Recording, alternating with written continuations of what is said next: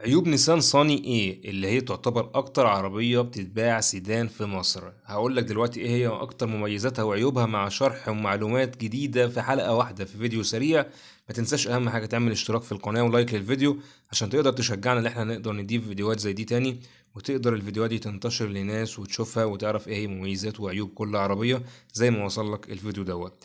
النيسان صنع عربية سيدان تحت مدمجة، عربية اقتصادية بتصنع في الهند، لكن طبعا دلوقتي بتجمع محليا في السوق المصري.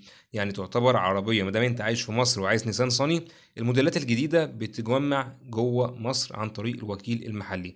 العربية دي بتنزل من خلال فئة واحدة بس مانيوال وثلاث فئات اوتوماتيك. عربية من زمان موجودة في السوق العالمي لأن هي بداية إنتاجها كانت سنة 1995.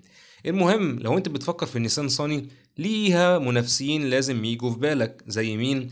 زي البي واي دي ال 3، السوزوكي ديزاير، الشيفروليه اوبترا. وطبعا انا في الاوبترا يعني هي تعتبر المنافس الاقرب للنيسان صني. يليها الرينو لوجان والشانجان ال 7. الشانجان ال 7 على فكره تعتبر من ارخص العربيات السيدان الحاليا موجوده في مصر. ولما نيجي نتكلم بقى على ابرز العيوب وابرز المميزات، خلينا الاول نبدا بالمميزات. طبعا انتوا عرفتوا ان نيسان صني 2024 نزلها التوكيل رسميا، ولو انت عايز تعرف سعرها هتلاقيه جوه القناه. ودايما لو انت دايما يعني مشترك في القناه هتلاقيني بنزل لك دايما اول باول اللي بيحصل في مصر في العربيات. لكن لما نيجي نتكلم على مميزاتها، تعتبر العربيه مش احدث شكل، لكن يعتبر شكلها مقبول لبعض الناس.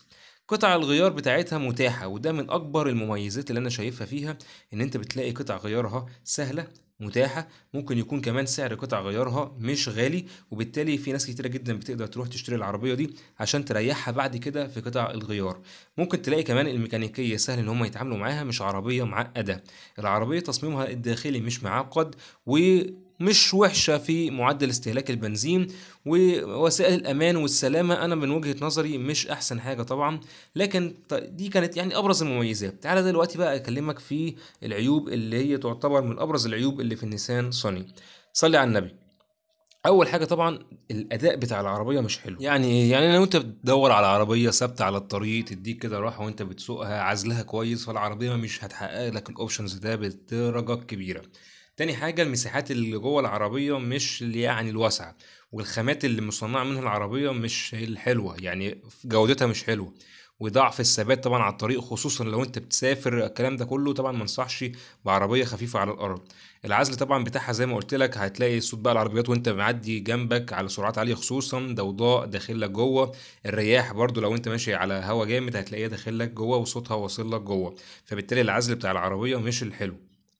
العربية طبعا من ناحية بقى الفئة الأولى بتاعتها، لو أنت بتفكر في الفئة الأولى فشوف بقى التجهيزات بتاعتها هتناسبك ولا لأ، لأن طبعا من أول التجهيزة الأولى بتاعتها كل الأوبشنز بتاعتها بتفتقر إلى ال الوسائل المتاحة بمعنى أصح. فأي عربية وأي توكيل بيفضل يزود لك الأوبشنز لحد ما بيبدأ للفئة الأخيرة يبقى عندك كل الحاجات اللي أنت محتاجها. فأنت دور على الفئة الأولى هتناسبك ولا لأ لو أنت بتفكر فيها.